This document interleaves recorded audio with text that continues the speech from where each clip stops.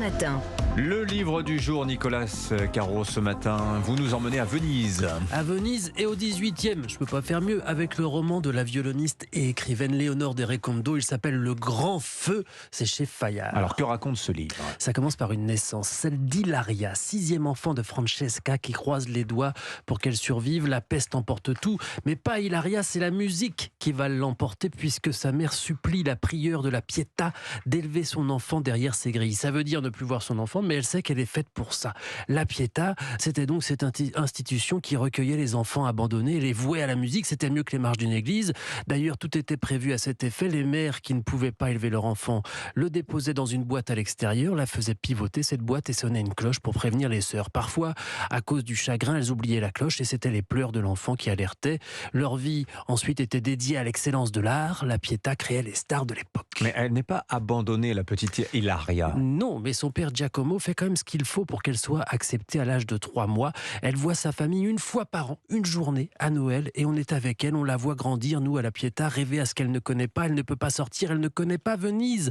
Même si elle vit au cœur de la Sérénissime, à 6 ans, elle commence à apprendre le violon, ça tombe bien, il y a là un nouveau maestro di violino, un prof de violon, vous le connaissez, Antonio Vivaldi, pas mal. Ouais. Elle voulait chanter comme certaines de ses camarades, une en particulier, mais le violon sera sa voix, et puis un jour survient l'amour évidemment, mais ça je vous raconte pas. Mais La meilleure partie, nous la raconte pas.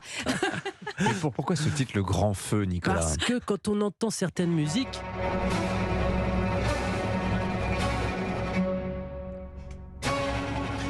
je cite, par magie, les murs s'écroulent, les visages s'effacent, tout se met à vibrer, onduler, ça ressemble aux flammes d'un grand feu. Et c'est effectivement un livre ardent qui met le feu au sens.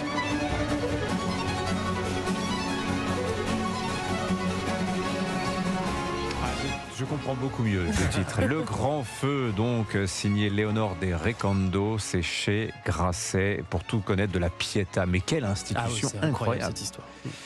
Le jeu vidéo de la semaine à présent, Caroline Speller. Alors c'est plus qu'un jeu, c'est un phénomène de société là. Eh oui, Pokémon, et comme chaque fin d'année, on n'échappe pas à la sortie d'un jeu vidéo. Sauf que cette fois-ci, attention, il n'est pas question d'attraper des Pokémon, non, mais de mener des enquêtes à la manière d'un Sherlock Holmes avec le retour de Détective Pikachu sur Switch. Donc c'est donc une suite. Bah oui, Détective Pikachu, c'est d'abord un premier jeu sorti en 2016 sur la console portable de la Nintendo 3DS et aussi une adaptation au cinéma en 2019, un film en prise de vue réelle qui a rapporté 450 millions de dollars. Bienvenue à Rhyme City, un havre de paix où humains et Pokémon vivent en parfaite harmonie. Alors, il n'est pas nécessaire de connaître le film ni le premier jeu. Dans le retour de Détective Pikachu, on incarne le jeune Tim Goodman qui fait équipe avec Pikachu pour enquêter sur la disparition de son père et d'étranges incidents qui surviennent dans la ville. À travers 6 chapitres assez simples, car le jeu est clairement destiné à un jeune public, on doit observer le terrain, recueillir les indices, les témoignages des humains et des Pokémon et forcément élucider l'affaire. Et les humains et Pokémon sont très bavards. Autant de lignes de dialogue qui poussent les enfants à parfaire leur apprentissage de la lecture tout en s'amusant. Mais dites-moi, pour avoir regardé ça par-dessus l'épaule de mes enfants, les Pokémon ne parlent pas. Bah, vous avez raison, Dimitri. Ils font ça des bruits parle. là, ils ont des C'est odeurs. ça. Ils disent Pika Pika. Exactement, ouais, les crispant. Pokémon poussent des cris comme ceux de l'adorable Anissa Pikachu. Voilà, c'est ça. Donc, sauf que dans le jeu, notre héros a la faculté de comprendre et parler avec son Pokémon. Et quand Pikachu ouvre la bouche, il a plutôt un fort penchant pour le sarcasme. Et on découvre qu'il est accro au café.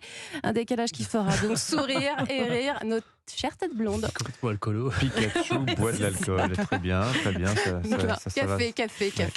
Bon, merci beaucoup les